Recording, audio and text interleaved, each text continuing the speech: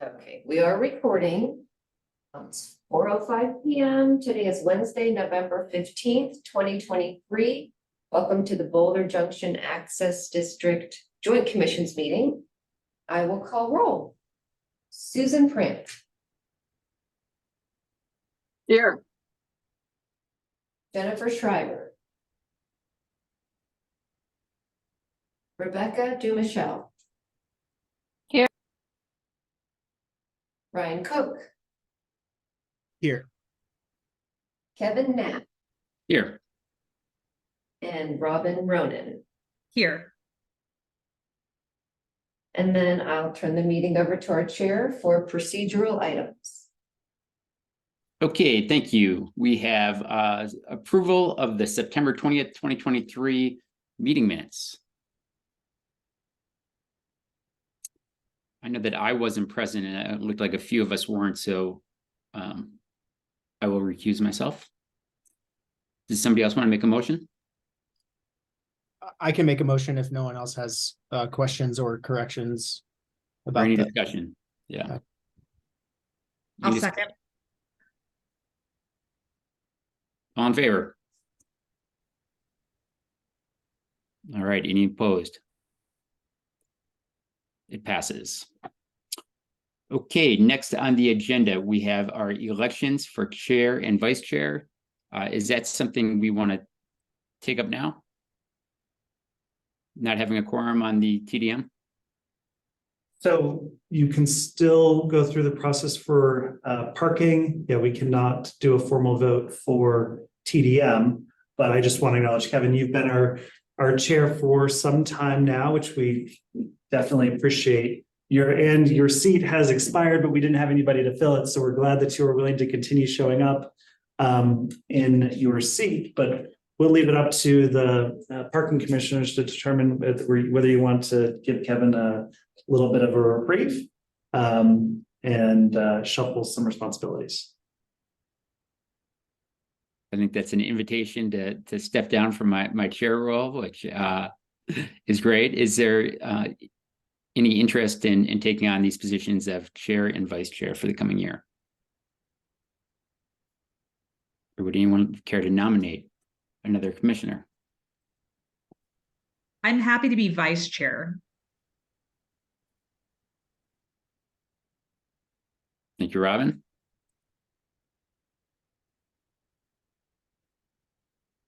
Ryan, I believe you're currently vice chair, so the natural progression would be to elevate you, or I am happy to be, sure, I'm happy to be the chair.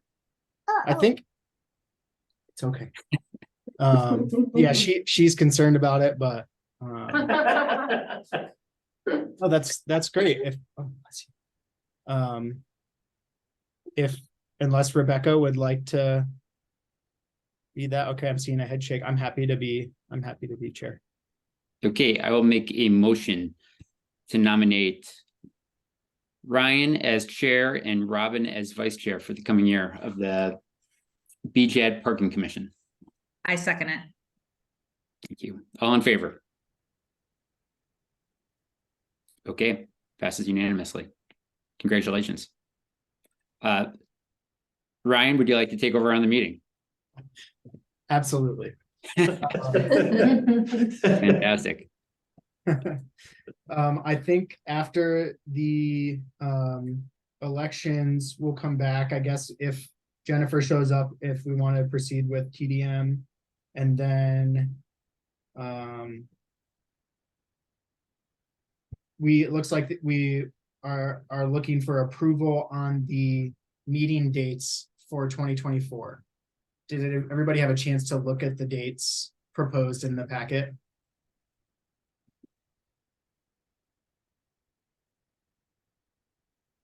It looks like there are a couple suggested changes from staff. We'll get the pen in just a minute. Any concerns about those dates? Or I can read them off if that's helpful. I'm just going to check the March date that doesn't correspond to just spring break.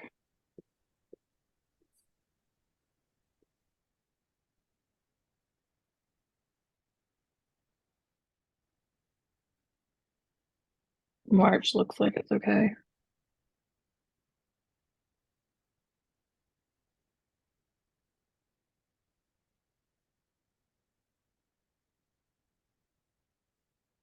Yeah, these are good by me.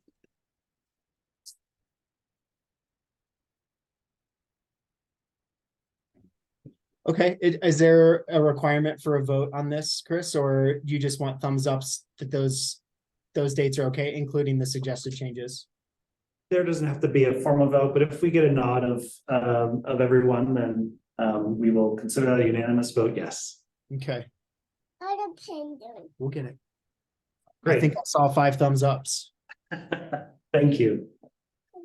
Okay, great. I think that moves us to matters, public participation. Do we have any members of the public here? I'm not seeing any members of the public here for open comment. Okay, Oops, we haven't. Oh, that's Lisa. All right. great. So I think then we can move to questions about, oh, sorry. Yeah, It looks well, like the yeah. Boulder transit connections update. Yeah, we have Will Shepherd here from BTC here to share some updates. Transportation options at Boulder Junction.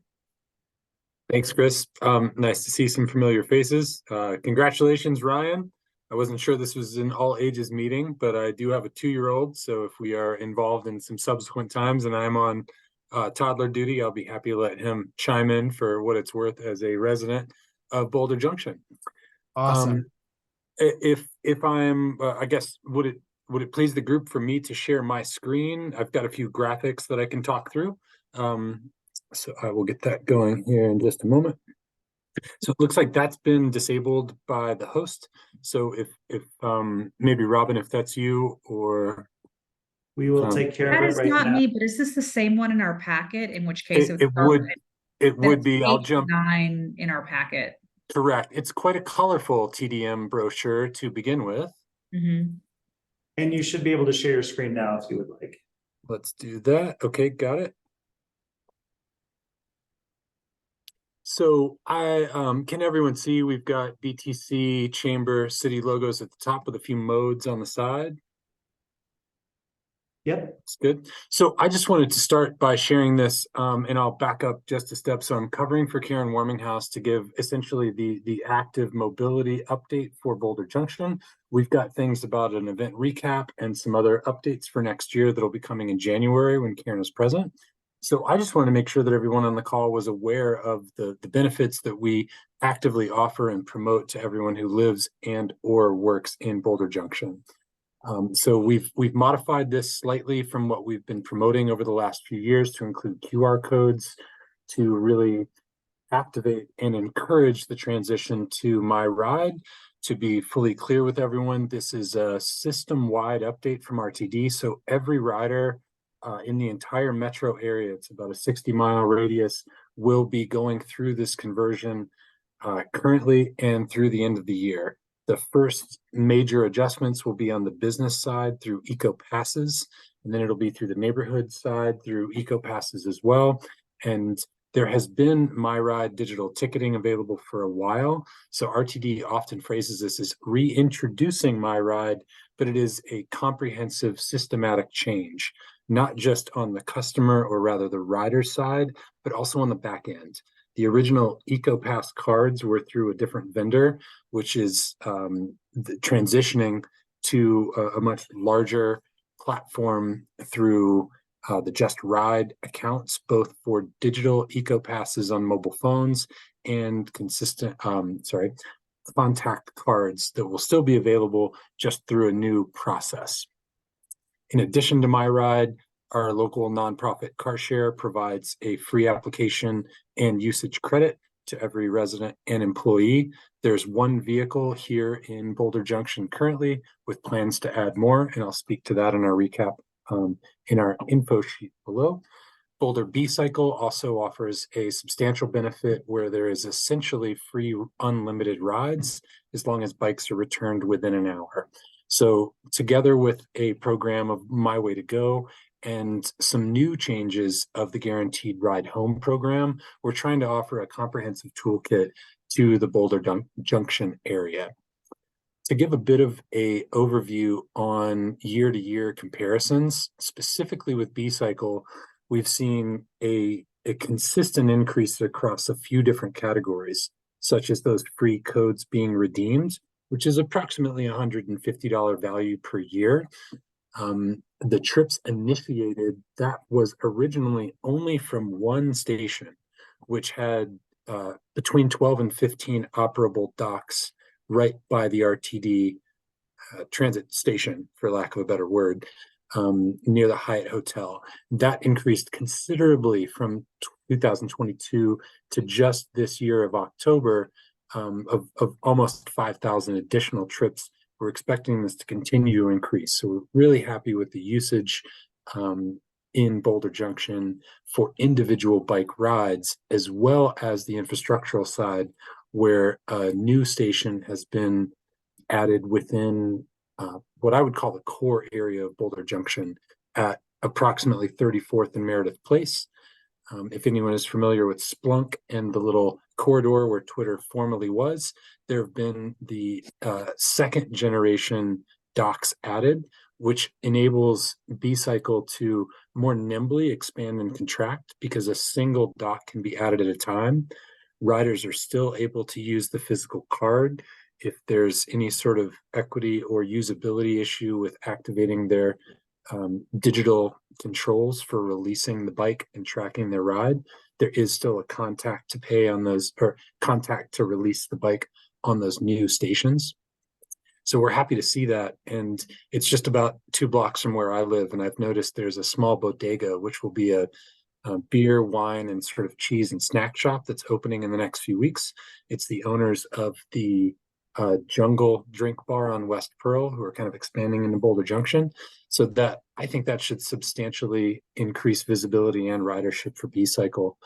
I've spoken with Kevin Kraus and Brian from their operations team, and it does seem like the current assignment of docks and bike balancing is meeting demand. I also noticed there's typically 1 or 2 bikes at that Meredith station when I go by. So we're pretty pleased with the B-Cycle uptake. And I will assume that everyone knows, but just to reiterate, B-Cycle has converted to an entire electric fleet with a pedal assist model that's a very gentle introduction to electric bike riding. So we find that it's a really great way for folks to experience bicycle commuting with electric assist if they're not used to that from prior travel. Colorado, let's see, maybe we'll pause here for a minute for Rebecca if there's a question specifically to B-Cycle. Yeah, so this is anecdotal and it's just coming from other social networks like Nutstore. But there have been complaints about not being able to find B-Cycles in other parts of town. Do you have any feedback on balancing across it, right? Because it's nice to obviously be able to start your trip, but you also need to be able to get home. Absolutely. So. I would say that is a very real situation that B-Cycle deals with, particularly with student population, specifically with Williams Village being something on the order of 12 times more popular. I helped B-Cycle do balancing in recent years. I'm not currently directly involved, so I don't want to speak too much on their part, but I know that they have increased staff for both maintenance and deployment to keep operable bikes out in the field. And I honestly have a sense it's an overwhelming demand based on their capacity to balance a sort of inconsistent demand system. That's probably the best way that I could say it. From the BTC lens, when we are advocating for B-Cycle as an active mobility mode, most of us, and certainly myself, always encourage usage of the app to check bicycle availability before the trip begins and destination parking availability. So it's a bit of technology training and reminding for folks that have used B-Cycle in the past that they have had exponential growth consistently each year, being much more busy than the prior year. So I can respect the comment, Rebecca, and I think it's something that they're continuing to work on. No, that's great. Can you tell me real quick, do they still offer the public like incentives for actually balancing for them? I do remember that when I was with CarShare. So there was PIPs, which were positive impact points, and I don't think there is any current. At least my account doesn't get any credit when I help balance things out. But for everyone's context, there was essentially a gamification where if you were to return a bike to an empty station, you'd get some points, and you could redeem those points for gift cards at Whole Foods. And I haven't thought to remind that, but I'll bring that up to Kevin the next time we talk. Crowdsourcing, balancing. Honestly, with the CU campus, they tried to deploy this PIPS gamification there, and I don't think there was enough traction to actually make a difference. So I could see it be more localized, and we are looking at a partnership with Commutify, which Karen can speak more to in January and second quarter meetings, where that could be an option. In the interest of time, I'll go ahead and move forward with a recap for CarShare.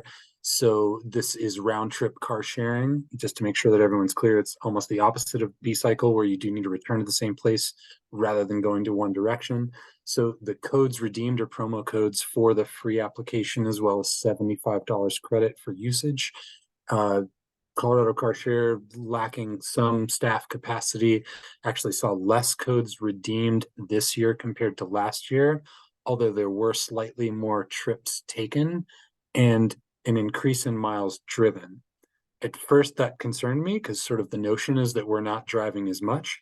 And then I realized that there's essentially less people taking more trips. And this vehicle has been serving as something of their mountain car.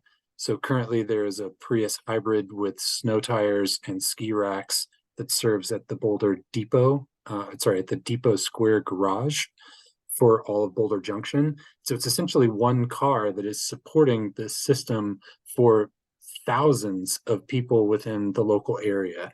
I was not able to get a geographic sense for how many members live within the Boulder Junction district, just due to privacy, but all 25 of these codes being redeemed this year would be qualified residents who are applicable to those discounts, be it at affordable housing or market rates.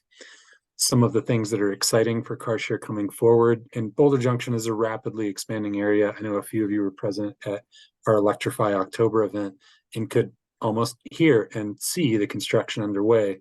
So there are mixed use commercial, affordable, and market rate housing being built and hammered right now today. And once a garage is available, there will be additional electric vehicles with bi-directional charging. So that'll expand this plug-in hybrid to all electric vehicles, one of which will likely have that same mountain capacity. So if people want to do a long-range trip to go ski or mountain bike, they'll be able to do that without burning any gas. For Lime, I really commend Robert Perry and his team for their data collection. They have excellent resources. We can see the Boulder Junction riders, which would essentially be the amount of people who initiated a trip in Boulder Junction.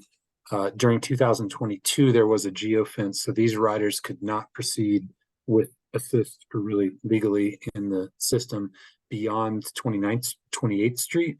And so within 10 months of this year, they've achieved almost that same amount and expect that to continue into the 7,000 and 8,000 range for individuals who are choosing a Lime scooter as a mode of travel to at least depart Boulder Junction.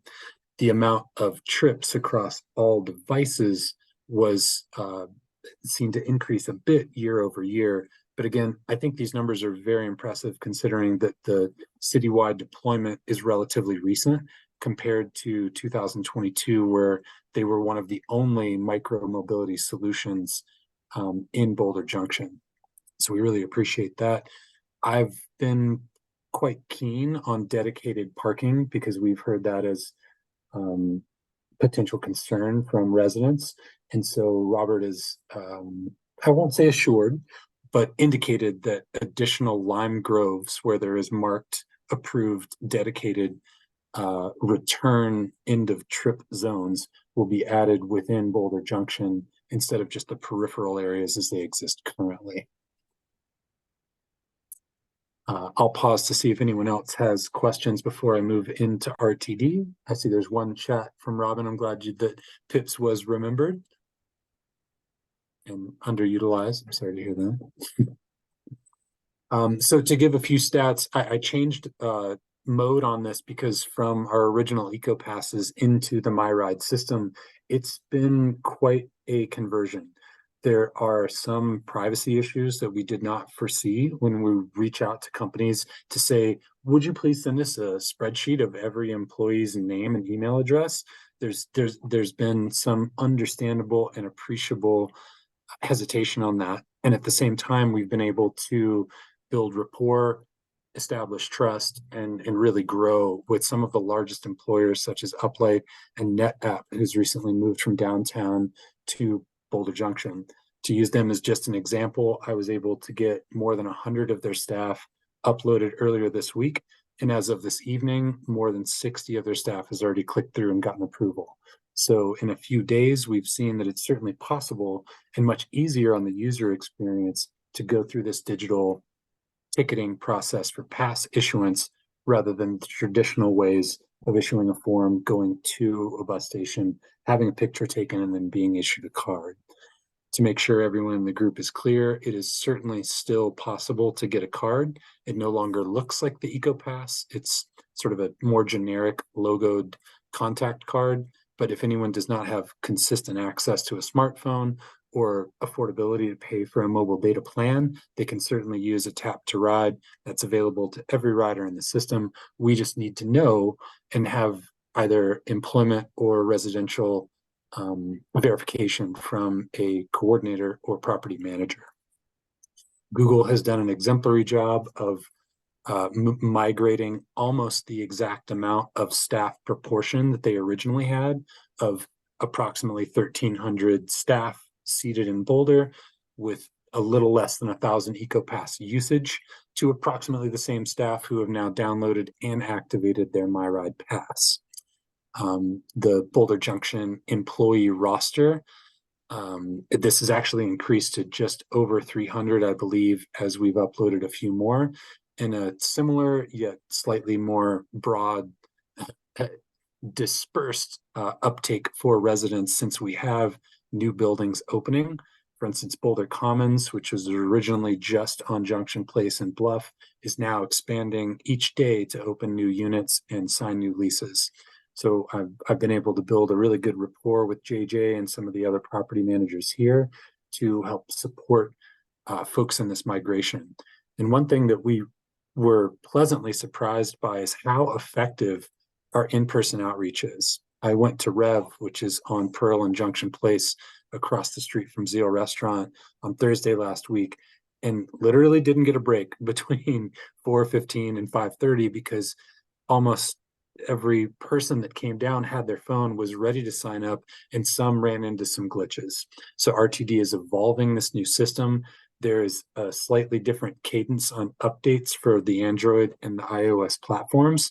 So I actually caught a little bit off guard that iOS had updated earlier last week, and I was looking, so my reference guide, which we'll show below, was not actually updated to reflect some of the challenges that residents were finding.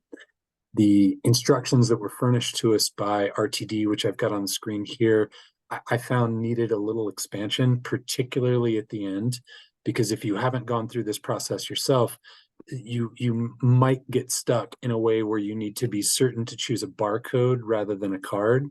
And the primary source of confusion, is I really emphasized here, not so much in step 5, but in big red exclamation point, is that folks who are receiving a free unlimited EcoPass need to choose to not add funds. So this was our sort of sole cause of conflict or user challenge in getting everyone onboarded. With that said, going through these 4.5 steps, we've seen more than an 80% efficiency. So with that, I can probably pass it along. I'm happy to field a few questions, and I'll stay on for the remainder of the call.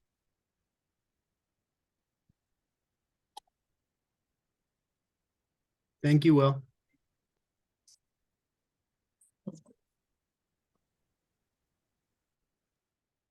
Any other comments or questions on the updates? Thanks for the updates.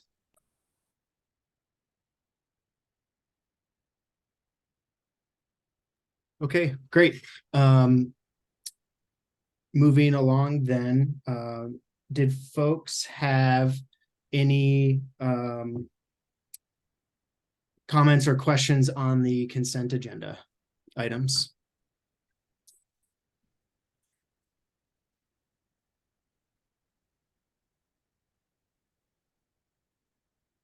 Suppose we can address those or the fund financial spreadsheet at the same time if anyone has comments or questions on either of those items. Go ahead if you do.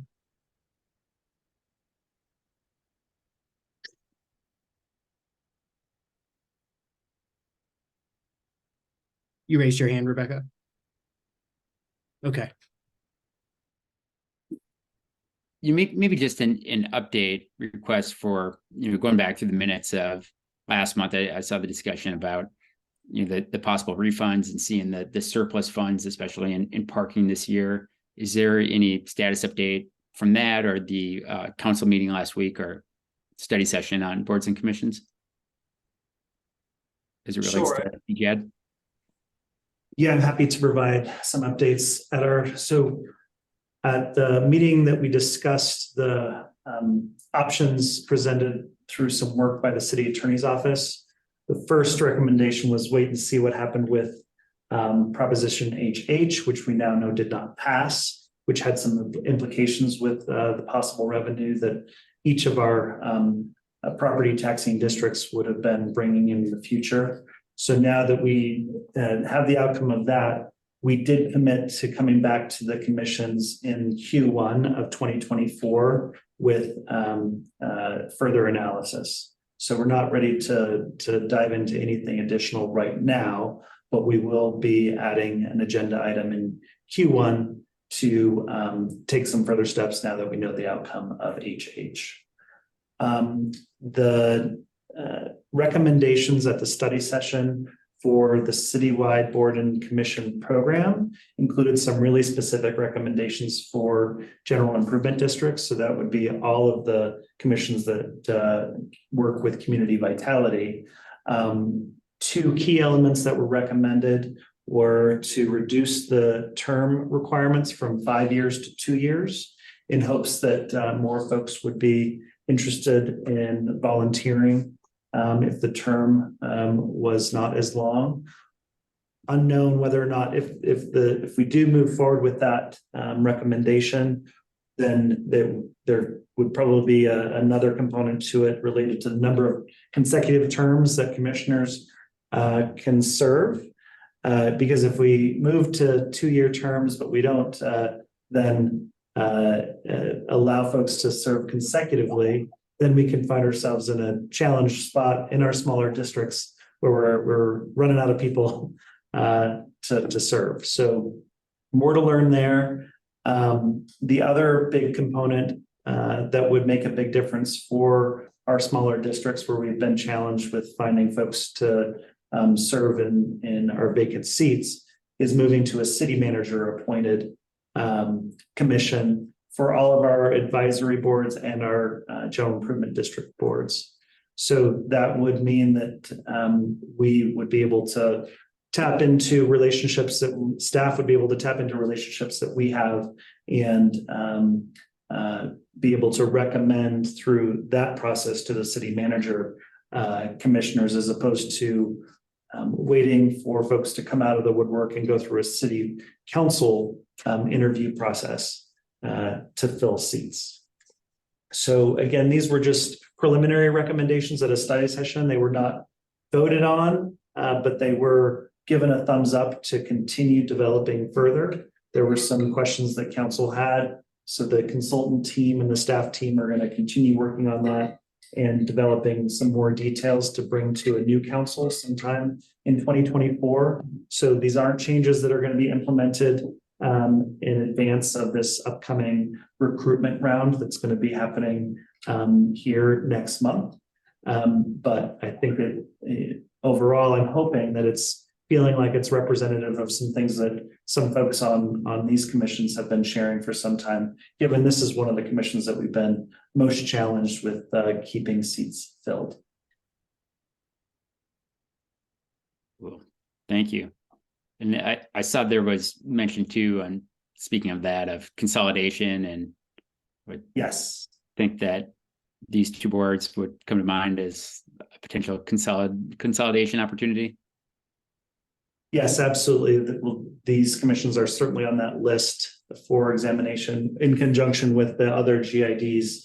There are some limitations for, when we think about all of the GIDs, but for these commissions specifically, I think there could be a really good opportunity to combine our efforts to reduce the mill levy obligation and combine the districts together into one, in hopes that we can both simplify and reduce the taxing obligation through that process. Yeah, great. Thank you.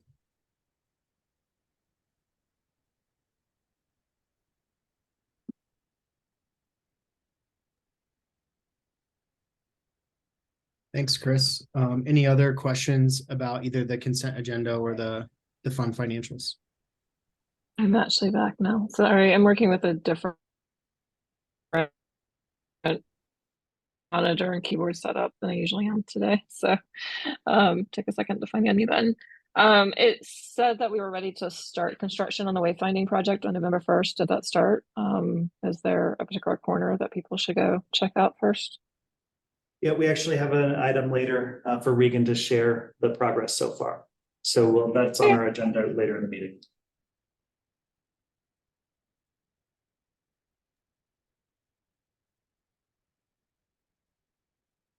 Great. So I don't think we have Jennifer still, unless doesn't look like it. So Chris, should we So skip? she did text me back saying she thought the meeting was canceled. And I said, can you come on now? But she hasn't texted me yet. So. All right, we do have the petitioner here in the room with us. I would suggest it doesn't look like we have any members of the public here to participate in a public hearing regarding the petition. We have not, to my knowledge, received any written comment. And we do have a presentation prepared, but without a quorum of TDM, we can't take a formal action on the petition. So I would suggest that we wait and see if Jennifer can join us. If Alex doesn't mind waiting for a little while longer, go through the rest of our agenda items in hopes that she can at least attend for that presentation and a formal motion. Sure. Let's jump to the next then, and then we can come back. Hopefully, Jennifer is able to attend for a little bit. So that takes us then to matters from staff, Chris. All right. The first thing we have is that update on the wayfinding and branding project. So Regan's here with a few images and updates. Thanks, Chris. I have some pretty pictures to share with you all, so let me share my screen.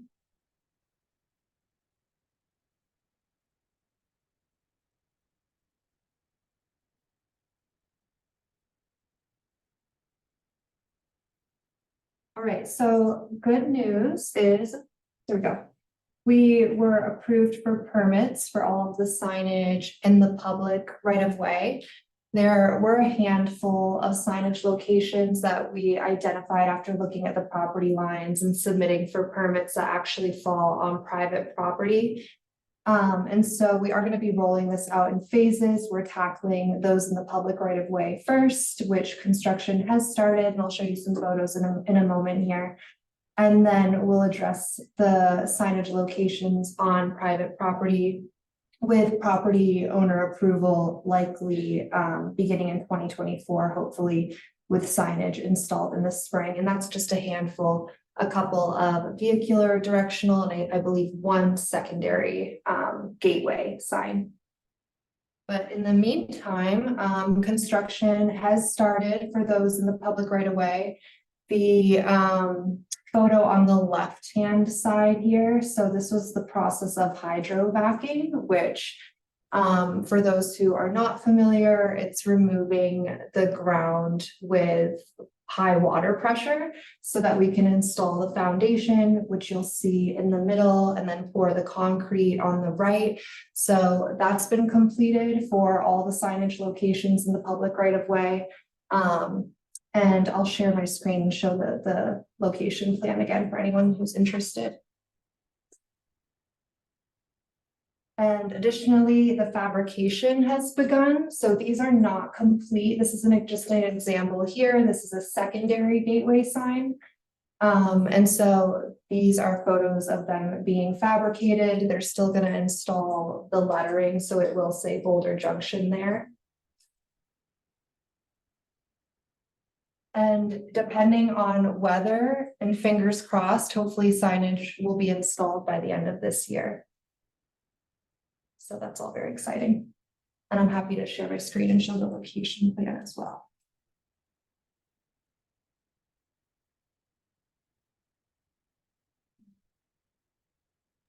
So the bulk of them that were approved are in and around the Depot Square area. Oh, you can start seeing that.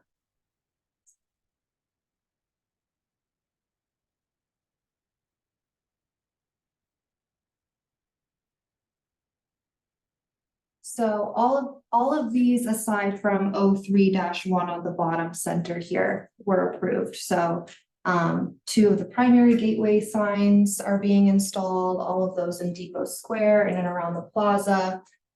These on the right-hand side on the parking garage, those are on hold as well since they're on private property.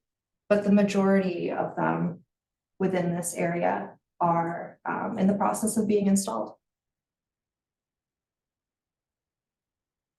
Happy to field any questions.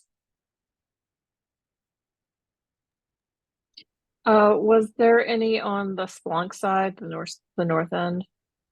Yes, so those were identified as being on private property. So there was a secondary gateway sign, I think a couple vehicular directional, which we're going to address at the beginning of 2024. Hopefully get property owner approval and signage installation in the spring.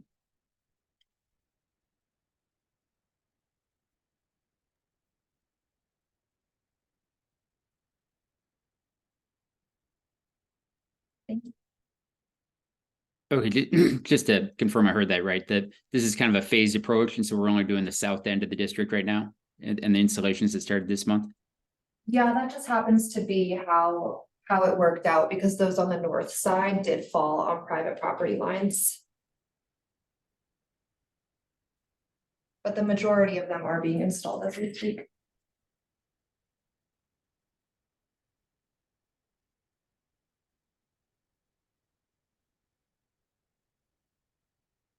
All right, if there are no other questions, the only other matters from staff that we have were the questions for recruitment.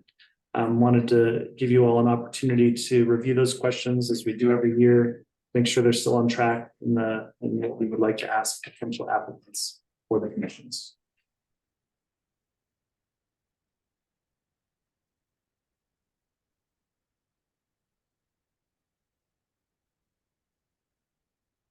And if there are no questions or changes needed, then we don't need a formal motion or anything, but we can move on to matters from commissioners.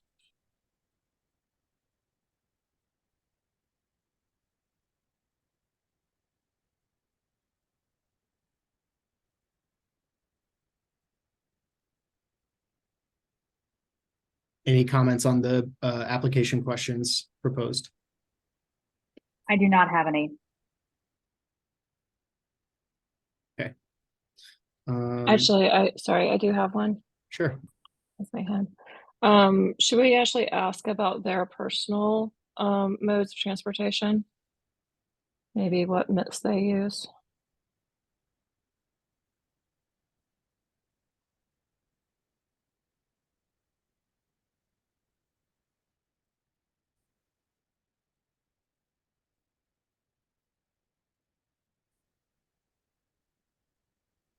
We're happy to entertain the question if other commissioners agree that that's something that would be helpful.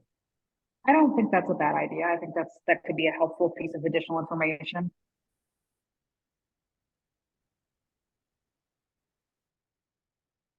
So if someone was applying, Rebecca, can you just say like, if they said transit mostly by bike or micro mobility or something, as opposed to car, like you're saying, the question would help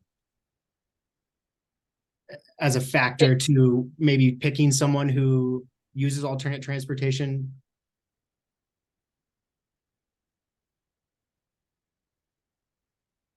It could go both ways, right? So some of the district, but people who are trying and using different modes of transportation may have different points of view that would be helpful on TDM, right? So there's not a wrong answer. It's just Mhm. understanding whether or not they've navigated the city using the different ways that. Thanks. I just drafted a question, would love feedback. We So work with. what modes of transportation do you use in and around the Boulder Junction area?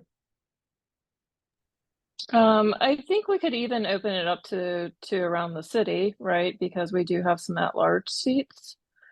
I don't think necessarily just how they get to and from Boulder Junction is. I don't think we have to be that specific. What modes of transportation do you use in and around Boulder? That would be my vote. You want to show a hands, Chris, or As long as nobody disagrees, then the discussion is all we need, and we will add that question. It looks like there's some questions though. First from Robin and then from Sue.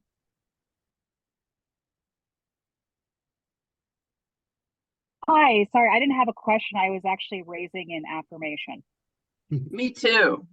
All right. And I have my thing off because it just keeps cutting out. That's why I got dropped. And yeah. All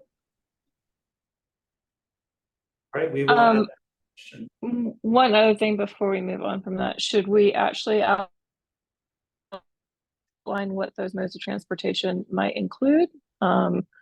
Including things like personal and shared bike, shared micromobility, transit driving, or leave it completely open-ended for them to answer however they wish.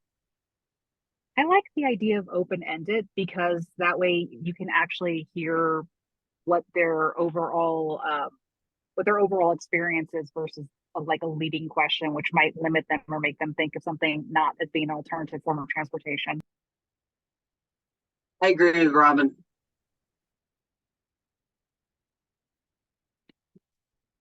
All right, thank you for the input. That concludes matters from staff. great. There was one item on the agenda related to matters from commissioners. So still not seeing Jennifer. Let's proceed to that.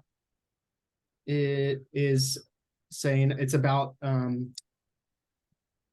our other commission member from, I think it was Tab, related to a letter in support of the parking ordinance updates.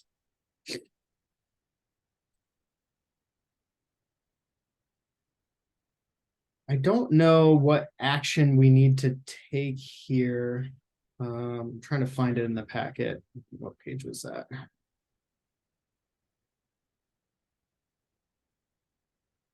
And just for some context, commissioners from our other general improvement districts also heard from members of the Transportation Advisory Board on this topic.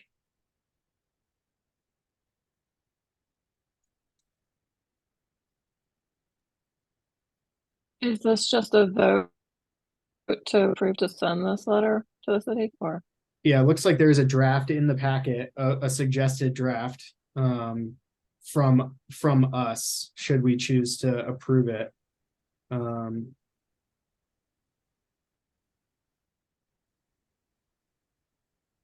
think that would need to be, based on what it says, I think that would need to be a unanimous vote.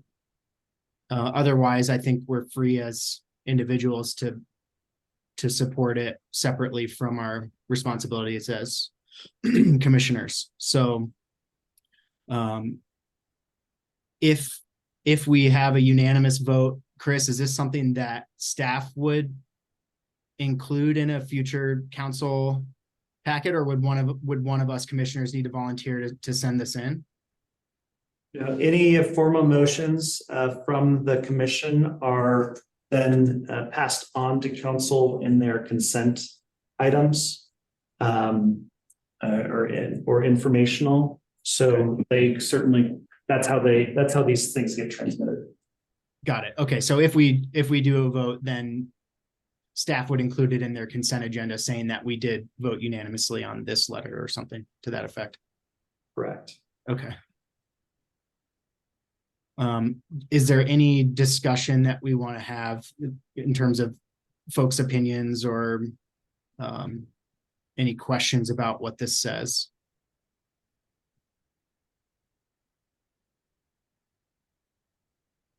I'll just mention that I'm okay with supporting it. As am I. Same. Agreed. Okay, do we want to, I don't know if, should we vote on this without Jennifer? I think the question is, can we vote on this without Jennifer? Okay, sure. So you can as the parking commission, you cannot as the TDM commission. So you could, yeah, in your motion language, say, so as the parking commission, those of you that are on parking, approve the language contingent on removing the mentions of BJAD TDM from the memorandum. in that case, I'd like to make a motion that the parking commissioners vote on this with the addendum just mentioned. Okay, Jennifer's looking for the link. Can we see if Jennifer's in participants or able to see? She's Not from Zoom.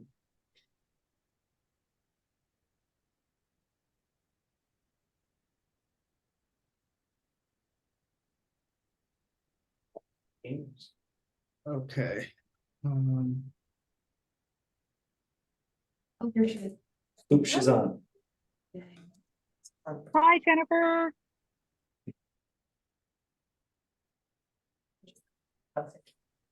All right, let the minutes reflect that Jennifer Schreiber arrived at 4:53. Let's stop sharing this screen. If the chair doesn't mind, can we move to our public hearing agenda item? Yes, please. Let's go for it. All right, she's showing up. Oh, there she is. Welcome, Commissioner Schreiber. All right. So in your packet, hopefully you're able to review a petition that we received from the Bluebird development. Let's go to the next slide. Oh, sorry. Let's get full screen. Whoa. I click the button because this isn't, oh, there we go. Okay. Next slide. All right, next slide. So hopefully you all are all familiar with the development that's been going in at 2445 30th Street, otherwise known as the Bluebird. That's correct. Yeah. Bluebird project. Bluebird Apartments. Yeah. Bluebird Apartments. Next slide. So this project includes 40 permanent supportive housing units. So it's critical housing and supportive services for Boulder residents who have been experiencing homelessness. This property was not rezoned to allow for any additional development and density. So typically when we get a petition to include a parcel in one of the districts, it's through a development requirement contingent on planning board and council approval. That's not the case with this parcel, so just wanted to note that a little bit. It's a little bit different than what we've dealt with in the past when we've had petitions, which translates into some of the considerations when it comes to catch-up fees and proposed pilot fees, which we'll talk about shortly. The project is anticipated to be completed next month, so that's why we're working hard to hopefully get this property included in the TDM district so that we're able to start providing the TDM services to residents. There's no parking. There's 8 parking spaces. 8 parking spaces for 40 units. It's not anticipated that the target demographic of the folks who are living here are arriving with vehicles at all. So it's been critical that they're able to access other modes of transportation for their day-to-day movement. So next slide. So yes, the reason for the proposed inclusion is to promote multimodal transit options for the residents. And of course, we want to help realize the goals of Boulder Junction and provide all of these other transportation options that you heard about today from Boulder Transportation Connections to these new residents of the area. Next slide. In including this parcel, because the property is actually property tax exempt, due to the type of affordable housing and ownership model, the parcel won't be producing revenue for the TDM district as the other parcels do, which we do account for that in the structure of the Boulder Junction districts with the option of entering into a cooperation agreement with properties that are tax exempt to make sure that they're still able to contribute to the fund that supports the provision of all of the services within the district.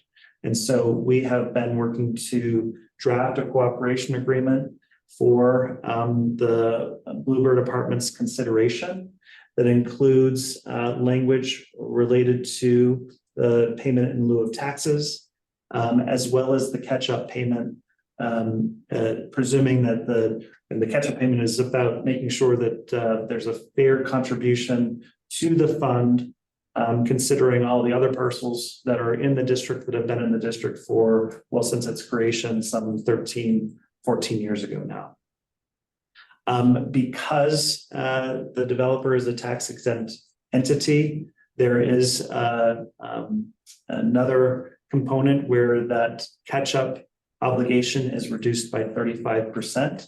And so the proposed catch-up payment in the cooperation agreement is this $13,034.96.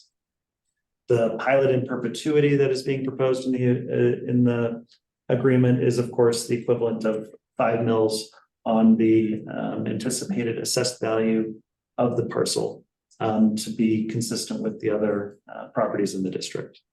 Next slide. So the decision that we need of the TDM commissioners specifically is a motion to grant the inclusion of the parcel, grant with modifications. So if there's any changes or if you don't agree with the approach of the cooperation agreement, the amounts that we are recommending, or you can deny the petition outright if you're not comfortable with adding the parcel and the obligation to provide services to this property. Next slide, please. With that, we have Alex with Element Properties and Bluebird Apartment. They are the petitioners here to talk a little bit about their project and make a statement, hopefully to gather the commissioner's support. Yeah. Thank you, Chris, and thank you, commissioners, for the opportunity to present and consider this petition.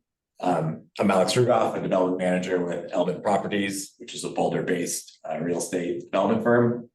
Bluebird Apartments project started back in 2019 with major help from the city of Boulder to provide funding to help acquire the property.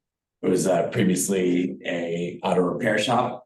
And then in partnership with the city, with Boulder County, with the state of Colorado, and with housing low-income housing tax credits, the project is able to be developed into 40 units of permanent supportive housing that provides high-quality apartments for individuals experiencing homelessness in our community.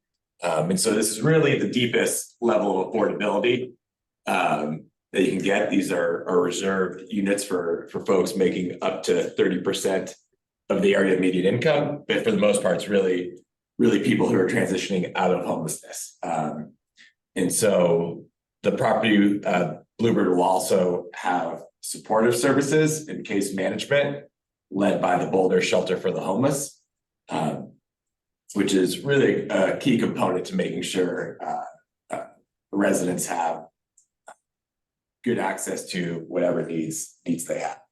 And we see this this apartment building as kind of infrastructure for Boulder Junction, helping provide a really critical service to the community. As Chris mentioned, this property wasn't rezoned, so it didn't get any of those parking reduction benefits. We actually had a parking study done by a third party that found only about 8% of permanent supportive housing residents actually own a car. So it really is important for these folks to have access to multimodal transit options. It being an affordable housing project, we're limited in our ability to raise additional revenue.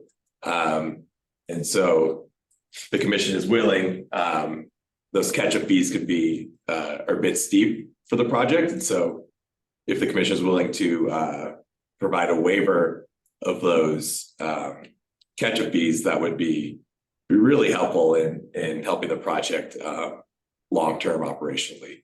Of course, those 5 mills will remain in perpetuity and help provide a critical service for the residents, but we'd just like to give a little background on where we're coming from and why we're making this request. Right, thank you. Next slide. Oh, any questions from commissioners for the petitioner? I see Sue raise her hand. Maybe stop sharing screen for me. Hey, Chris and Ryan, maybe can I cut in really quick here? I'm just going to mention that I am involved with the development entity here, so I'll recuse myself from the discussion and vote. Thank you. Sue? Okay, 2 questions. So number 1, how long will people get to stay in these apartments? Do they have to move on? They don't. No, they can stay in there as long as they'd like. We have 40 project-based vouchers that help cover the residents' rent. So the residents will pay up to 30% of their income, and then the remainder of the rent will come from these project-based vouchers. But the residents are not. There's no end date on how long they can stay. As long as they continue to meet the income requirements, right? Yeah, as long as they meet those income requirements, they can't earn more than 30% area median income. Long-term goal, of course, is really to kind of help these residents back on their feet as much as possible and move into wherever else they'd like, but they can stay in there as long as they meet those requirements. Okay, and then the second question, I guess, is more for Chris. Can the district afford to give them a waiver for the catch-up? The fund is in a healthy space. I would say that the ordinance language is not terribly flexible. The commission can recommend that the catch-up fees be waived. that would then need to be considered through the city attorney's office.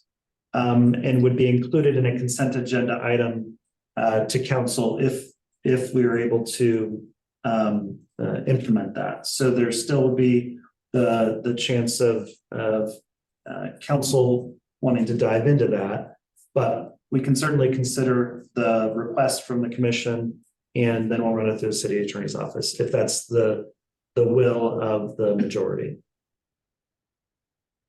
If we reduce it by half, would that be helpful to the petitioner and then maybe raise less red flag? It would be greatly helpful to the project.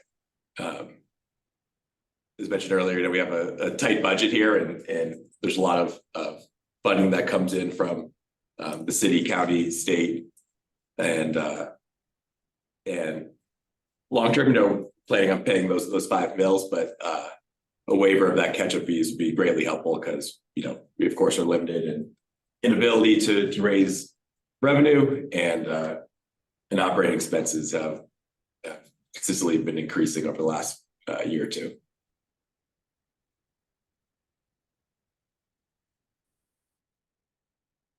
Oh, we can't hear you, Sue.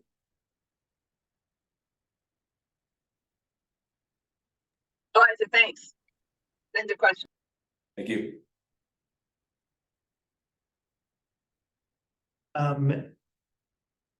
Any other question? Rebecca might have her hand raised. Becca. All right. First of all, I want to clarify that the number that we are discussing that you are requesting a waiver for is the $13,000 and change that has been discounted by 35%. That is the amount that we're discussing. That's correct. Okay. And then do you have an estimate on what valuation the 5 mills will be calculated against for this kind of property and sizable plot?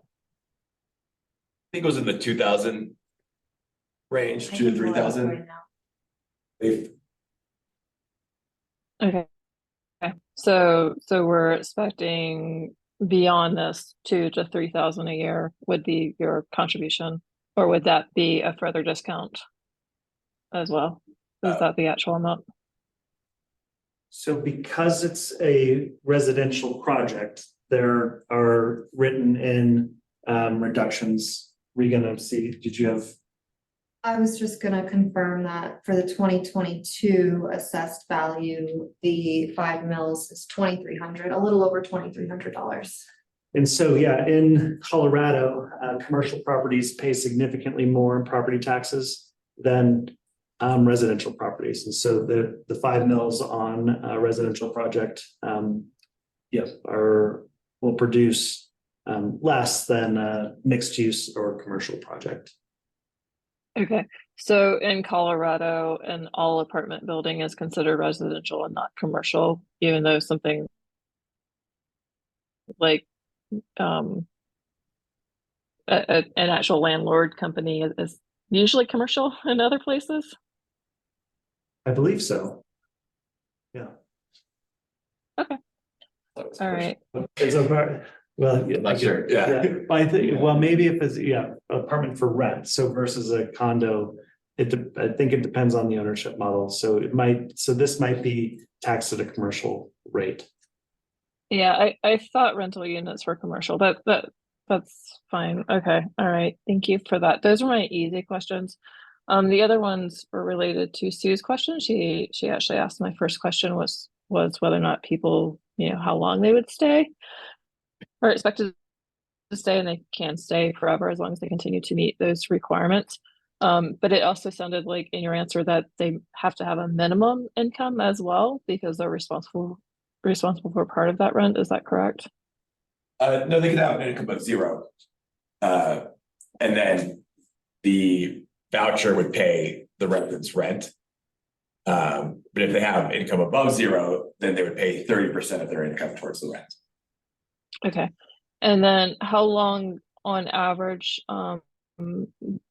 do populations and this, demographic, do they Are they usually successful in staying like a year or 3 months or anything? Yeah. Do you have any? Yeah, we've I don't have good stats off the top of my head, but it's really modeled after this housing first approach. Where we find get residents into housing, and then it's easier to address other issues, whatever those may be.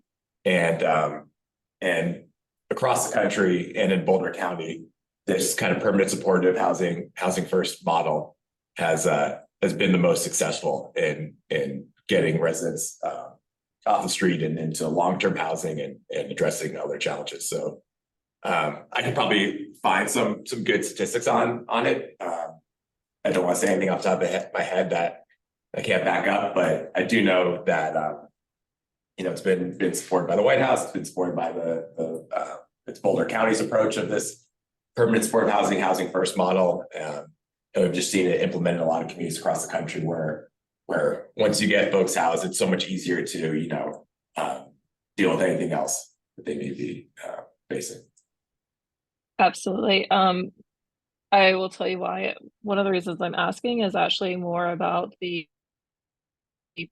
provisioning of the transit cards, right? So this is probably a population that is more likely to have physical cards than the My Ride app on a smartphone. And I do know obviously there's a little bit more friction with the setup and transfer of those cards. So if there's a high turnover of residents, that may be an additional overhead that needs to be accounted for.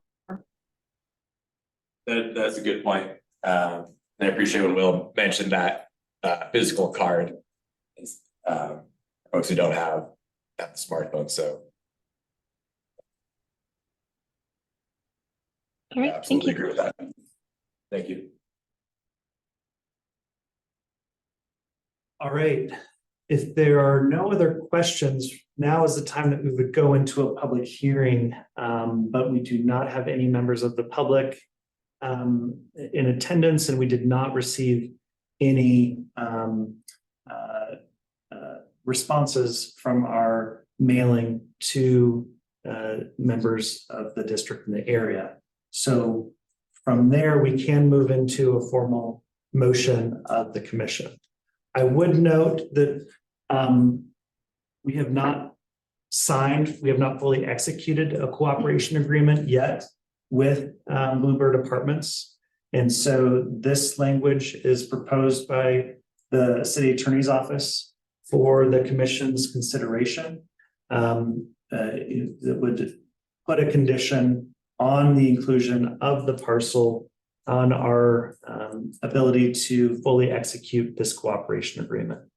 If you were so inclined to add some language related to recommending a further reduction of the catch-up fee, you could certainly choose to include that as well. And then we go to the city attorney's office and determine if and how we would be able to possibly pursue that as we move to full execution. Seeing some raised hands. Sue, would you like to go ahead? How much is the current reduction, and is that because they're a nonprofit? Because they're a tax exempt entity, they are eligible for a 35% reduction in the catch-up fee. Is that city policy or a law, or what's the basis for that? It's city policy policy. drafted by the attorney's office. Yeah. And that was policy that this commission considered. It's been a few years ago now, that was previously drafted and included in established policy. Got it. And then I'm sorry, I did have a question. I just didn't get to it before you had started explaining the next steps. I got a little confused about the conversation related to the residential versus commercial levy rates. And related to specifically, is the mill levy on this property anticipated to cover the costs of the additional services the city will be responsible for providing? Or will other members of the district that pay a higher levy be offsetting any shortage due to the lower levy of this being residential? So as an apartment building, if it's not a private residence, then I believe it's taxed commercial, so that's not a consideration. While private Okay. residences are taxed at a lower rate, just in my quick research here, because it's not private residence, it would be taxed at that other rate. Okay, got it. So then I guess just a general question, would we anticipate as we're considering whether we want to recommend a reduction or removal of the catch-up fee, is it true that the annual mill levy from this property will cover the cost of additional services for the city to provide as a member of the district? So thanks for the question. I would say that that's not an approach that we typically take on a parcel by parcel basis. And so I don't want to provide an opinion one way or the other, because the same thing could apply for another number of other parcels. And it's kind of the nature of using property taxes as a funding mechanism.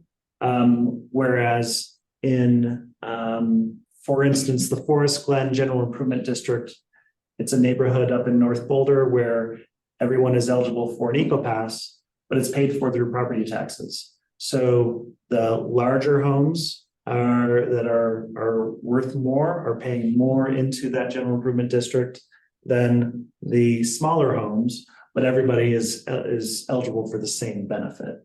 So when it comes to pooling funds together through property taxes to provide services, we don't necessarily apply a parcel by parcel basis. We'd rather focus on what are the services that we're able to provide within the budget that we have available to us. And if our appetite for services exceeds our revenues, then we would need to have a mill levy rate discussion. We're not currently in a space where we're using all of the resources that are available to us in the district. So we're not concerned that even if this parcel is not producing the same amount of resources through property taxes in the benefits that they are receiving, we're not in a position where that is concerning to us at this time. Thanks for your perspective on that. Appreciate it.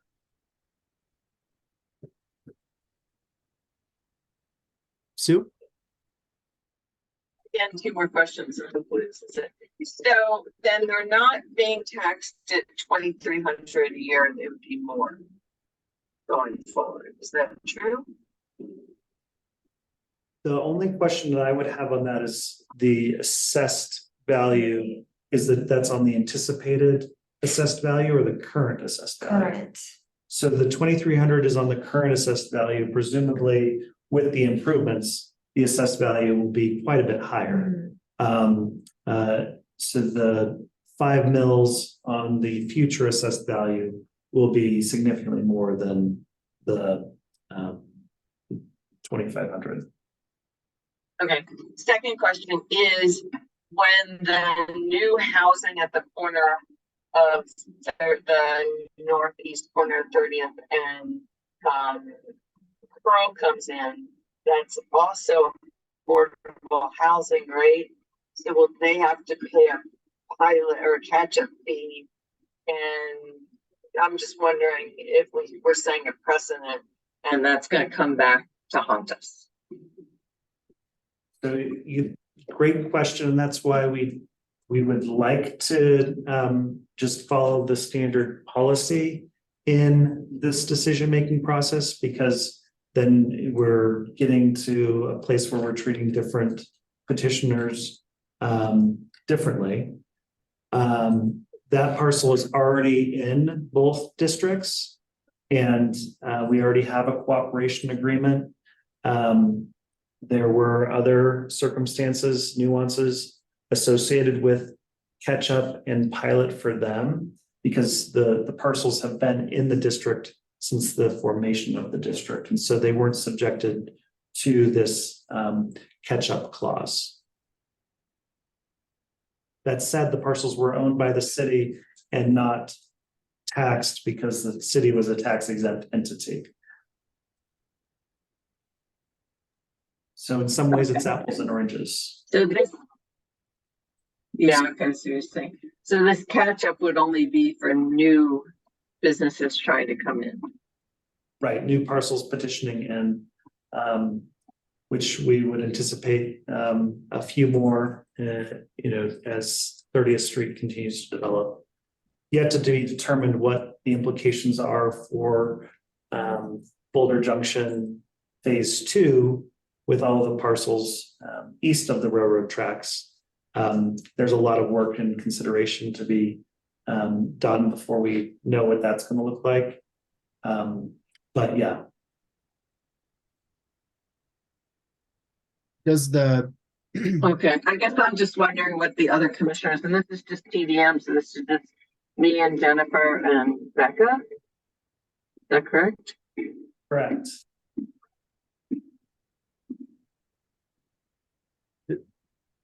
did I hear you I right, don't know. Chris, that staff's position is it would be recommended not to take a per parcel approach in terms of changing the catch-up fees? Yes, that would be staff's recommendation and preference. Sure. Okay, and then for other commissioners, I guess, does it change the calculus of whether or not to recommend that, considering that we're discussing property tax refunds starting in 2025? I mean, obviously there's nothing guaranteed or like decided there, but that we have that on our agenda to discuss next year.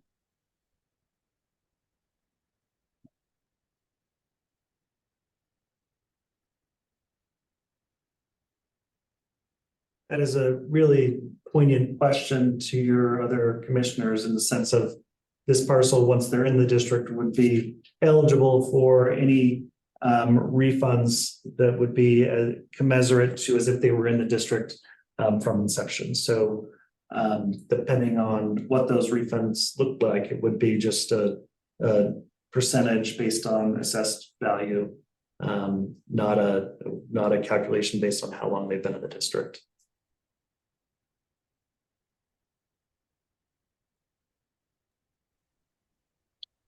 And our current fund balance it's in the fund financials, but I don't know that I have them actively here. I think it was between 1 and 2 million for TDM. Yep, that sounds about right. Go ahead, Rebecca.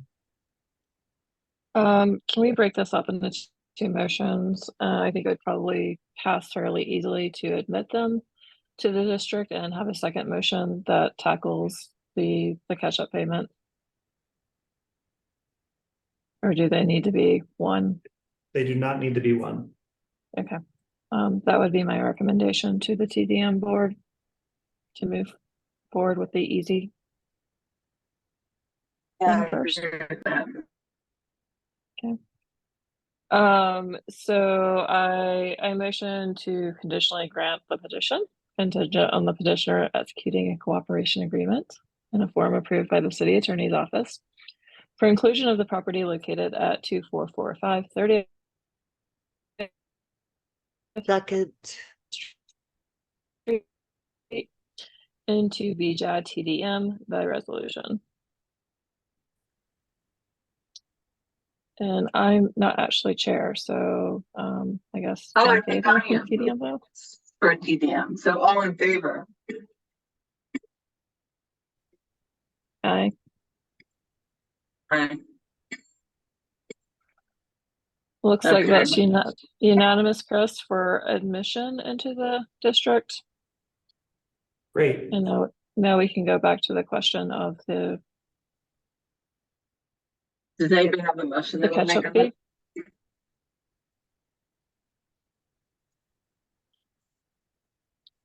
So there's still a couple ways to look at this. One is downstream of if there's refunds, whether or not they would get back a refund without paying anything into it. The other one is that we right now don't have full service. So there's not been full service for a little while of transit. So they can't use what we don't have. And then the third point is that there is a 35% discount applied to this. So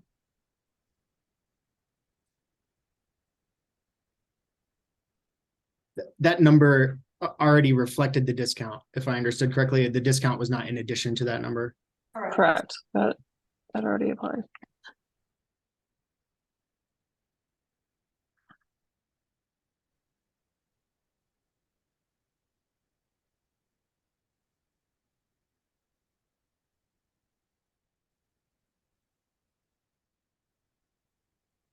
Nobody feels strongly about this. One other thing I'll say about the refunds, I think the refunds are mostly geared towards the parking district that has a 10 mil levy, which this property is not in, versus the TDM.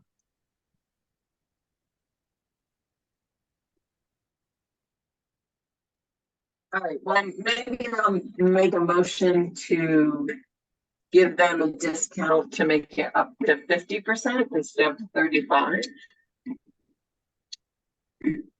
How do people feel about that? I second that motion, if you're Where's that? actually motioning that.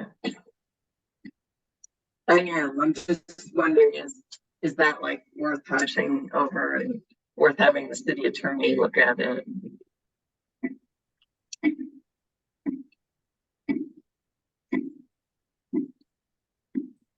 We can certainly, if the motion is to recommend a 50% reduction as opposed to 35% reduction on catch-up fees for tax exempt entities, we can take that back to the city attorney's office and consider that in the formation of this city attorney's office approved cooperation agreement.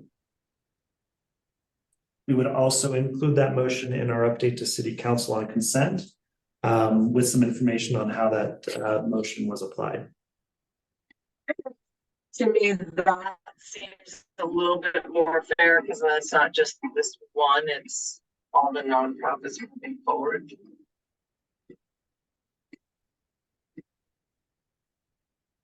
I agree, Sue. Would this apply to future petitioners into either of the districts, or would this recommendation be specific for TDM? I think just for TDM, I don't want to give anybody a reduction on parking. But would apply to futures. I have opinions on parking and they align with what Sue just said. Say that again, Rebecca. I'm agreeing with you, but this only would apply to tax exempt entities coming into the TDM district.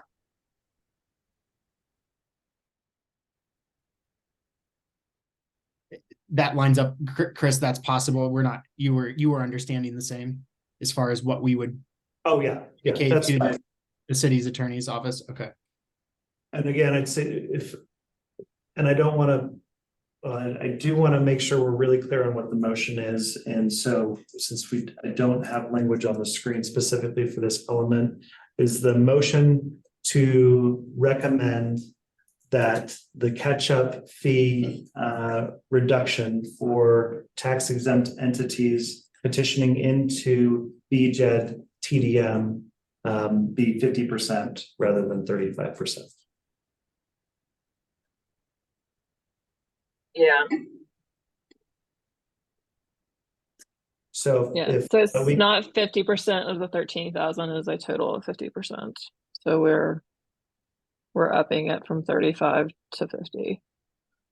Great, if we could, if I did hear motion and a second from Rebecca, if we have a vote and it's unanimous, then we can certainly move forward with that unless there's any more discussion. I guess I have one more question.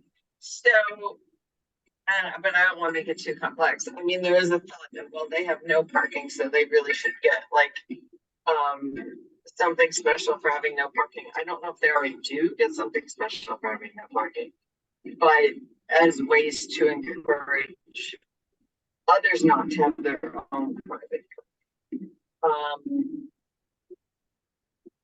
But I guess I don't know quite how to incorporate that in. Just thinking if anybody has any thoughts on that. I believe the benefits of having no parking are already reflected in their financials, right? They did not have to build the additional parking, and they had. Yeah, it's true.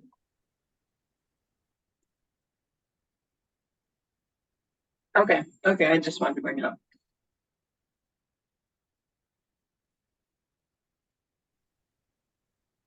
All right, so we have a motion from Sue to increase the total discount from 35% to 50% applicable to any non-exempt entity that is coming into the TDM district. I have seconded that. Can we take a vote? Those in favor? All right. Jennifer has her hand raised. Okay, great. All right. Okay. Thank you for that. So now with those motions passed, our next step, of course, is to come to an agreement on the cooperation agreement in consideration of your motions. Once that has been fully executed, we will transmit the commission's motions to City Council with all of the associated documentation attached. We would presume that they would approve that inclusion on their consent agenda in an upcoming meeting. Once that has been completed, then we notify the county assessor that this parcel has been added to the district. Once that is recorded, then they are eligible for Boulder Junction services. Any questions on next steps? All right. Well, then that concludes our public hearing. Thank you so much. Thank you for your time. Thank you for your support, commissioners. Really appreciate it. And we'll be in touch, of course, on working out the details. Yeah, no, good. Thanks. If you don't mind, it would be great to go back to the beginning since we have a quorum for the first time on both commissions in a while. There are a number of minutes from previous meetings that I would love if the commissioners are okay to approve those minutes from previous meetings just to get up to date. And then we have one final conversation regarding the letter on parking ordinance updates. Great. Any questions or comments on the September 20th meeting minutes?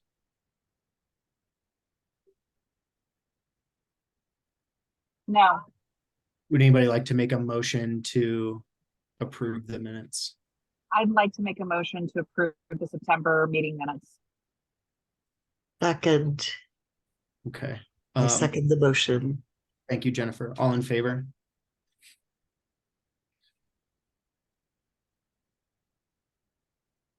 Okay. Thank you for that.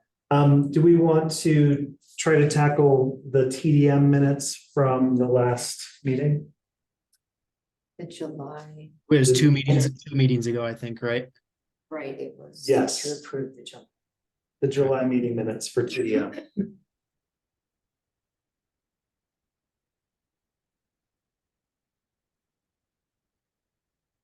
And we don't have to make it super formal, I just make a wanting to motion put it to to. approve. I second it. Pretty sure I already approved it from the parking side, so. A show of hands from TDM members for approving the July minutes. Thank you. Thank you so much. I think we're all cut up then. Great. Did we want to talk about TDM elections? Yeah. Yes. For our 3 TDM members, would you like to discuss your? I would say the only issue is that I'm off of it in January. My term is up, so then you only have 2 members. So I don't know if you can delay this until maybe you have more members. I don't know. That is, I would say your chair's not, your seat's not vacant till after March. And if we don't find a replacement for your seat, you do have, as Kevin has stayed on in his seat, you do have the option to continue in your seat until a replacement has been identified, which we would certainly welcome. Because if you want to leave us, Sue, then we'll be really hard up when it comes to a quorum. Yeah, I'm willing to do that as long as until a replacement is found. But I shouldn't be the chair, so then Rebecca and Jennifer have to argue on chair and vice chair.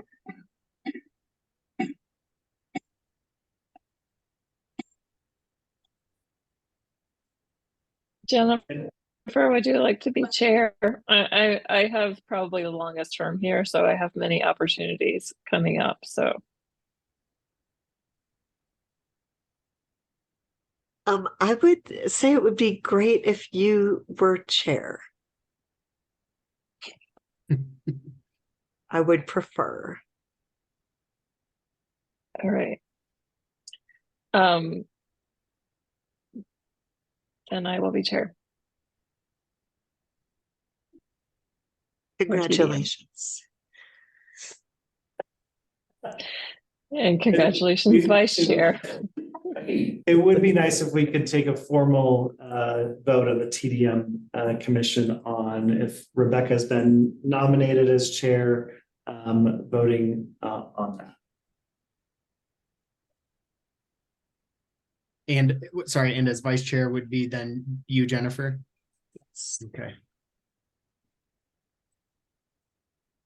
All right. I motion that I become chair and Jennifer becomes vice chair. So we only vote once. All in favor, or give second and then all in favor. Second, I second the motion and vote yes. All right. Thank you for that. All right. Thanks, everybody. I think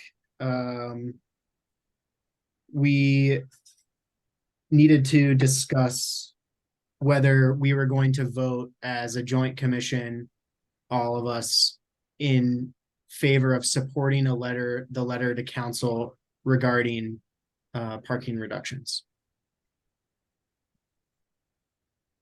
Right. And can you remind us what page that's on since Jennifer joined after we started discussing that? Could we add that back up to the screen since I don't think Jennifer was part of that conversation? I had just made a motion for the parking side, but we have not voted on that yet. Thank you. It looks like it's page 26. Page 27, thank you. And it'll be coming up shortly.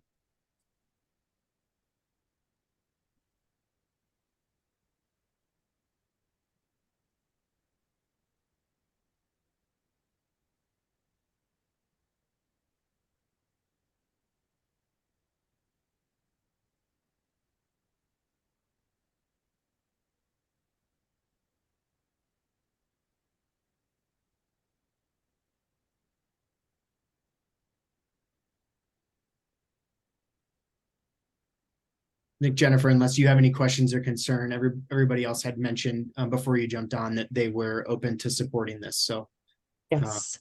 okay. Yes. Okay. Would you like to make a motion that we, as all of us commissioners, if we vote unanimously, that we would send this to council as a recommendation? I move that we send this to council as our recommendation. I second. Okay, can we get a show of hands from all commissioners? Okay, that was unanimous. Thank you.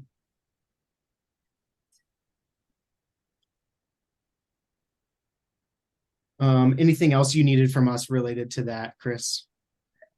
No, that's very helpful. Thank you. Okay. Any other matters from commissioners to discuss today?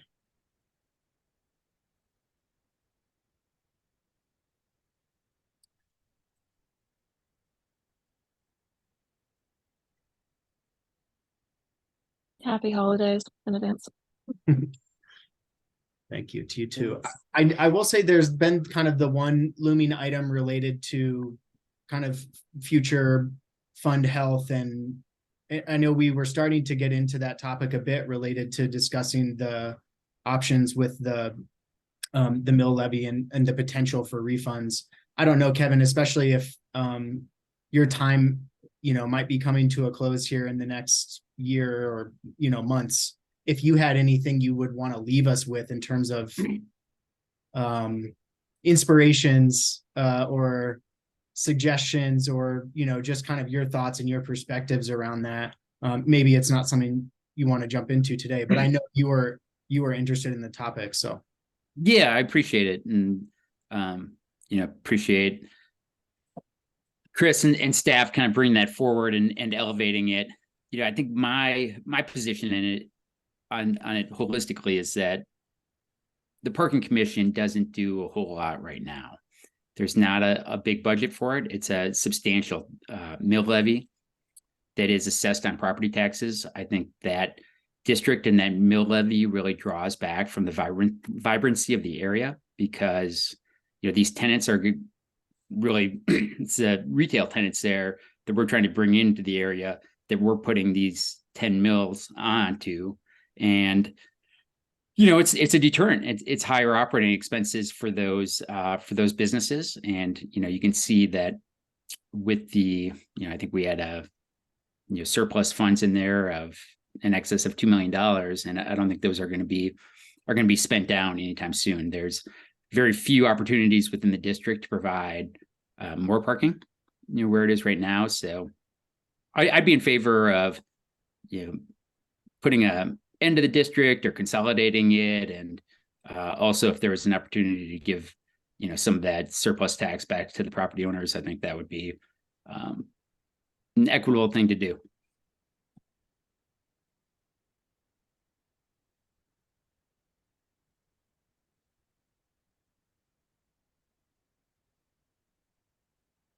Thanks for sharing that. I know one other perspective you'd had in the past related to the phase 2 expansion, and I think it plays into the property taxes a little bit.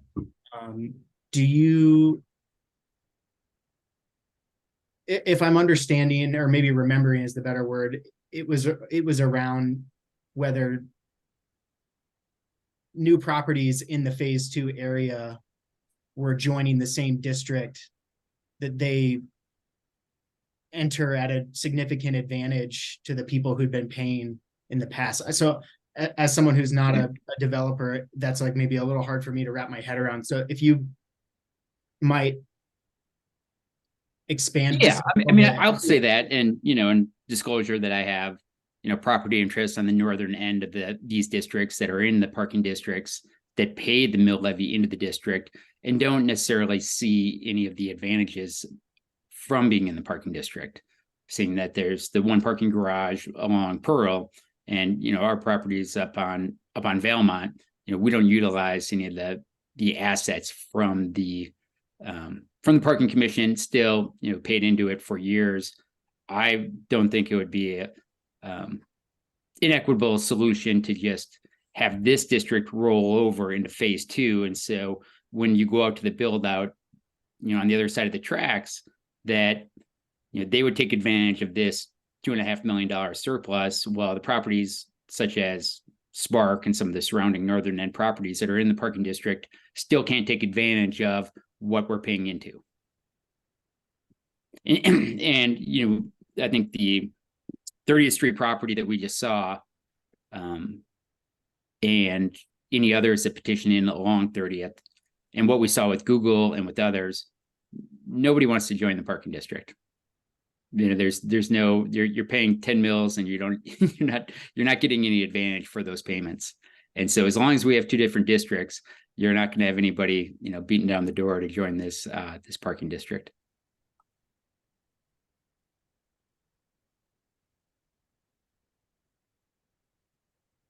But, I'd love to hear other thoughts and perspectives too. And I see Rebecca's going to chime in.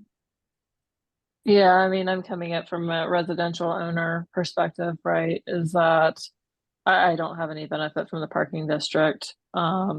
So other parts of town, right? Even owners can buy like $17 a year, like neighborhood parking permit for busy area. Meanwhile, I'm paying extra taxes for it. And then my question was to Chris, I think we covered this in one of the last meetings, but our debt portion for the parking garage is paid off, correct? We're not continuing to pay on that.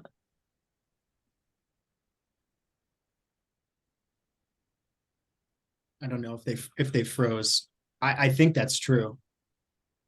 Yeah, it didn't show up within the financials we looked at today.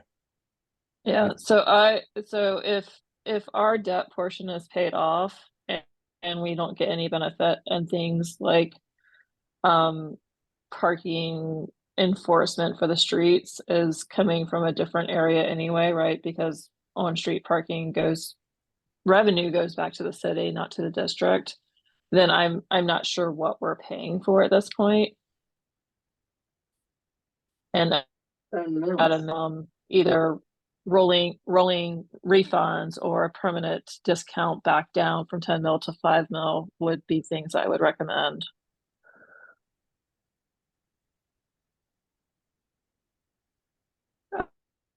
Obviously, the garage is going to have maintenance at some point, but again, I don't use it. I don't get. Go ahead, Sue. I think she was answering my question about the staff.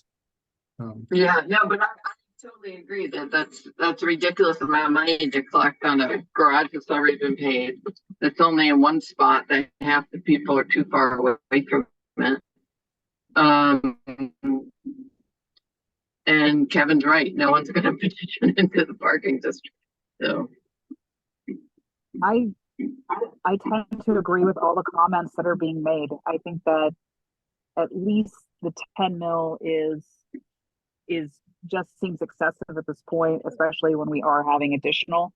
I'm open to all possibilities, including consolidation, but I would like to know a lot more details of what that looks like in reality and the specifics. And I think I'm about to die, but cell phone wise, by the way, not in any other way. Thank goodness.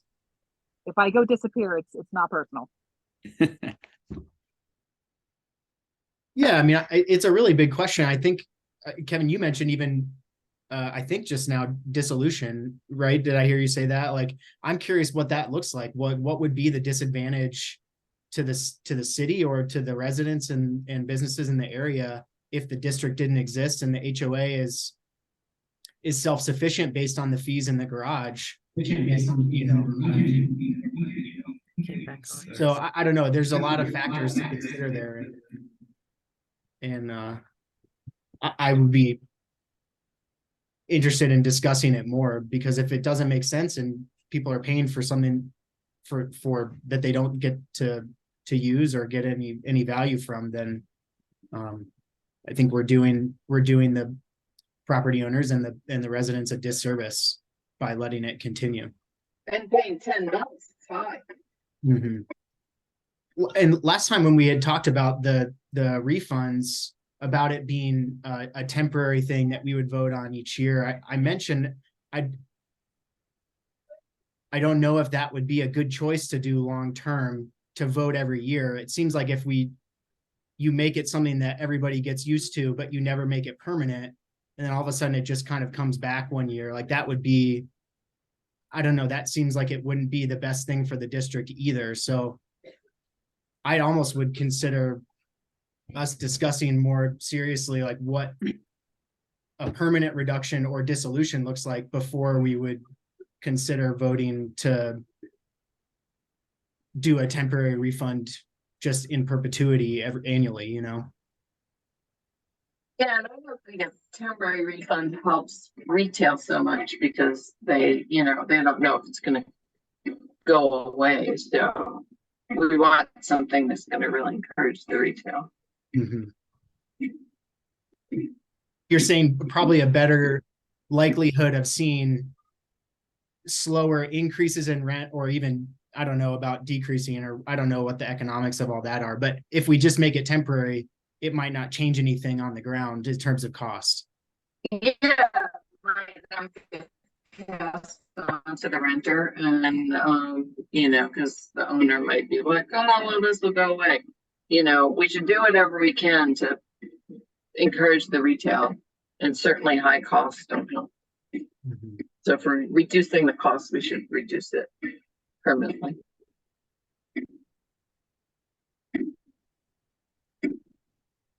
So, as promised, we plan to continue this conversation with the commission in Q1. There are a lot of considerations, and some of them outside of the parking commission specifically. And also, it's important to know that the districts are an animal of the city council. So while the commission does have the power to adjust the mill levy rate and make some recommendations, it would, anything to the extent that we're discussing one way or another, would need to be approved through city council process. So that's another consideration that we need to be thinking about, of evaluating options and potential outcomes.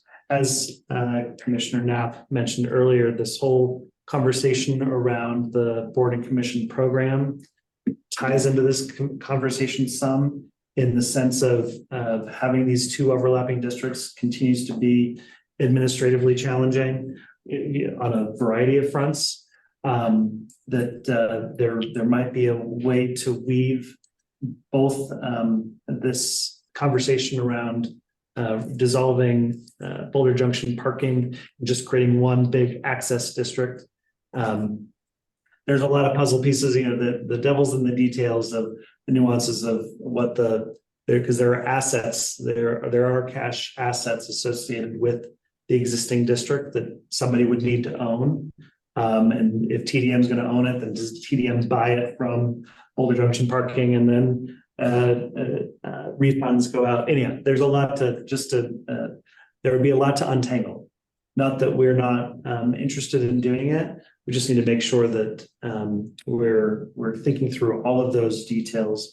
And then there's all the things that we don't know when it comes to what is the future of Boulder Junction Phase 2. What are some other possibilities when it comes to maybe a Boulder County transit system, where RTD is we're no longer dependent on this uninterested partner in provision of service, and what's the role of our access districts in making something interesting happen, just as a hypothetical. So making sure that we're not, how are we keeping both ends of the spectrum open in the conversation, appreciating that the tax burden currently is significantly high compared to all of our other districts, and what's the best way to help with all of these challenges. So certainly looking forward to that conversation in our upcoming meetings. Yeah, thanks, Chris. I mean, I don't think that, some of the transit options really fall under the purview of the parking district. Maybe and I know that was just a hypothetical, but, really, and I think we were in agreement here, and I know it's not a decision that's up to us, but this district is putting a substantial tax on property owners without a use for that tax. So, we need to, we've tried the last few years here to, have on our agenda, like, what is a 10-year budget? What is a long-term plan for the district? But the parking district doesn't have a future use of these funds that we continue to collect.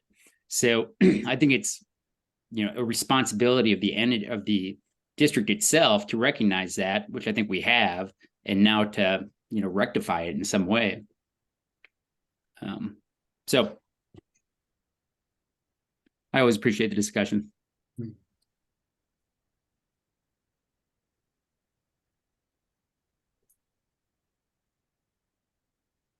Chris, Oh, go at ahead. our next meeting, do you think staff can come back with a couple of different scenario proposals? No, I'd say we certainly committed sometime in the first quarter. Early January is not going to be an option for us on that right now, but probably certainly by March. Okay, I'm wondering when the best time is to give more specific guidance if we have it, or if you're just going to come back with a lot of different options and we'll discuss all the options then. That would be the intention, is following up on the considerations and the conversation we had at our last meeting, with some additional work done by our city attorney's office to map out some of these options in a more detailed manner. Thank you, sir. So, Chris, sorry, so not just discussing the process for suggesting a refund on an annual basis. You're saying ideally we would be discussing some of these other options in addition to that at that March timeframe as well. Okay, thank you.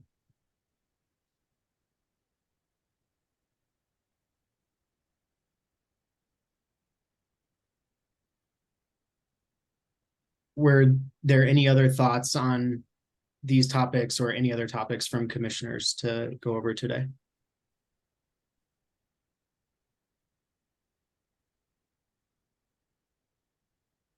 Is council again not requesting letters from commissions this year? So far, no. The council retreat is being scheduled for mid-March, as opposed to previously it had been happening in late January, February. So we will be able to have our January meeting. Hopefully we'll have some more direction at that time on what their asks of commissions are.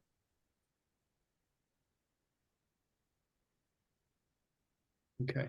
Anything else before we adjourn?